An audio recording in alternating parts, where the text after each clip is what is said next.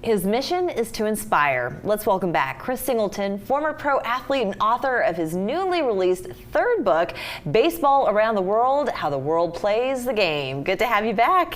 Thank you so much. Thank you. Congratulations. I appreciate it. Yeah, number 3. So I'm excited. It's finally out.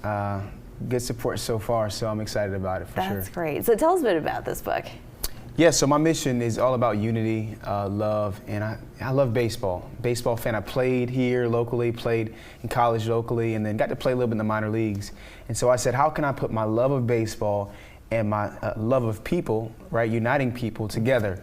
And this is what we came up with. And so it's an informational book, middle grade, but I think anybody would love it that just loves the sport of baseball. Yeah, I love the cover art too. It's really a beautiful book. It harkens back to the history of baseball. So is that amongst some of the information they've got in those pages? Absolutely. The history of baseball? Yeah, absolutely. So we actually have like the timeline of when baseball started in different countries. So, interesting. You know, you'll have like, you'll think, man, I didn't know baseball in Australia was started here or in Japan. Yeah. And then as far as the colors, it's a funny story. I'm actually partially colorblind, and so every single children's book that I get, I really struggle with purples and blues, reds and like greens and oranges. Oh, how interesting. And so I always make sure there's a ton of colors, just in case there's somebody else like me out there that struggles a little bit. Well, I can tell you, it looks fabulous. It's really a beautiful book. And how would you say that this book is different from your first two? Maybe you could give our audience a title of those first two books. For sure. My first book, Different, a story about loving your neighbor, was just I think every author says a passion project, but for me, I wanted to sell 1,000 copies and ended up, close to 40,000 now because of the support here in Charleston and different people around the country and the world. But mainly with my first book, Different, and my second book, Your Life Matters, they were more story, right? Storybook. Your life matters. Telling this little girl how much she means to the world, how much her life matters. My first book, Different, was about a kid who moves to Charleston from Nigeria. Gets picked on a little bit because he's different, but they celebrate his differences in the end. Yeah.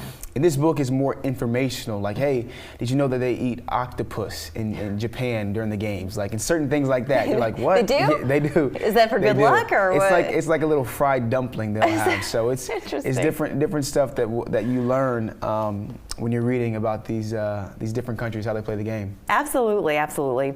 Well, you certainly, you've been just in the hearts of so many Charlestonians, and we're just coming off the commemoration, 7 years since the Emanuel 9 tragedy that so sadly, tragically took your mom's life, and I know that she would be so proud to see you sitting here today doing what you're doing. Besides writing books that bring communities together, you also go out into the world and you speak and you inspire. So how much of that, your schedule is devoted to doing that, and where does it take you?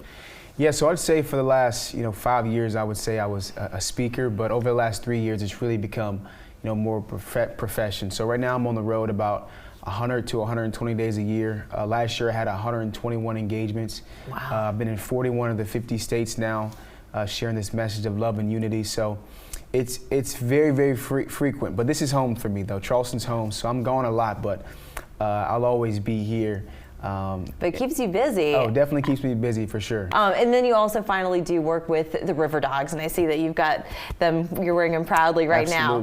So you work in the camps during the summer. So what are the camps? What are the camps achieve? Yeah, so we've got baseball camps. We got about 40 to 50 kids every single week. We've got 5 weeks of camp.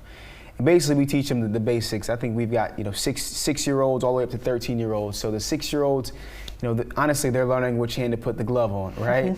And then the older kids, we'll teach them how to throw circle changes, teaching them how to, do pickoffs and the proper way to get a lead and all those different things that you'll learn once you get advanced in the game a little bit. But it's fun. Me being a baseball guy, the kids keep asking me, hey, do you play for the River Dogs? I'm like, no, I used to play, but no, I don't play anymore.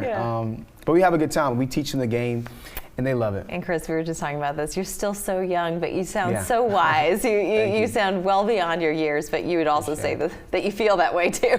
I do. I feel like, I honestly think, in people's lives, some people have to grow up quicker than others, right? So for me, when I lost my mom at 18, lost my dad at 19, most 18 and 19-year-olds are probably just trying to figure out where they're going to watch a movie at, where's a party at or whatever it may be. But for me, I had my little brother, little sister to take care of, and they're doing extremely well today. But some people sink or swim, and I'm gracious that God has allowed me to keep swimming. You are an excellent swimmer indeed, Chris, and a wonderful father as well. I want to thank you so much for joining us, and congratulations on this book. Thank you Can't so wait for the much. next one to come out. Thank you. We're back after this.